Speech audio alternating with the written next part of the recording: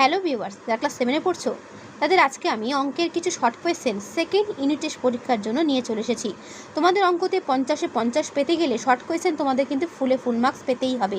তাই আমি যে সমস্ত শর্ট কোয়েশ্চেন তোমাদের সামনে তুলে ধরবো এগুলো ভালো করে কিন্তু করবে। এই শর্ট কোয়েশ্চেন তোমাদের পরীক্ষাতে কিন্তু আসবে।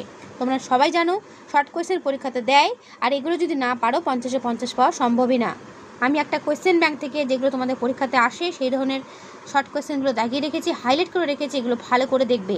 এই রকমই শর্ট কোয়েশ্চেন তোমাদের পরীক্ষাতে দেবে। যেমন দেখো, এবিকে দুটি বর্গের অন্তরূপে প্রকাশ করো। এ প্লাস বি তার হোল স্কয়ার সমান কি? আসন্ন মান বার করা থেকে একটা শর্ট কোয়েশ্চেন দেবে, বর্গমূল থেকে একটা শর্ট কোয়েশ্চেন দেবে, ত্রিভুজের সর্বসমতার শর্ত যেটা তোমাদের রয়েছে সেখান থেকে শর্ট কোয়েশ্চেন দেবে, কে এর মান বার করার শর্ট কোয়েশ্চেন দেবে। এরকম দেবে। যে বা যারা ভিডিওটা দেখছো ভালো করে করবে কিন্তু অঙ্কগুলো। এইরকম প্রশ্ন পরীক্ষাতে কিন্তু আসবে, বারবার করে বলছি। যারা মনে করছে অঙ্কতে 50-এ 50 পেতেই হবে তাদেরকে কিন্তু এগুলো করে যেতেই হবে, কারণ এইগুলো তোমাদের পরীক্ষাতে কিন্তু শর্ট কোয়েশ্চেন দেবে। শর্ট কোয়েশ্চেনের বাইরে কিছু হবে না, এটুকু বলতে পারি। তাই দাগানো বা হাইলাইট করাগুলো ভালো করে দেখবে।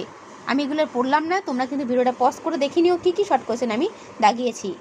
তো এখানে তোমাদের শুধু শর্ট কোয়েশ্চেন সাজেশন দিলাম। যদি অঙ্কের পুরো ভিডিও সাজেশন পেতে চাও তাহলে অবশ্যই আমার চ্যানেলে এসে ক্লাস 7 প্লেলিস্ট ফলো করবে, সেখানে দেখতে পাবে অঙ্কের সাজেশন। সেখানে অঙ্ক কেন বাদবাকি সমস্ত সাবজেক্টের সাজেশন দেওয়া রয়েছে।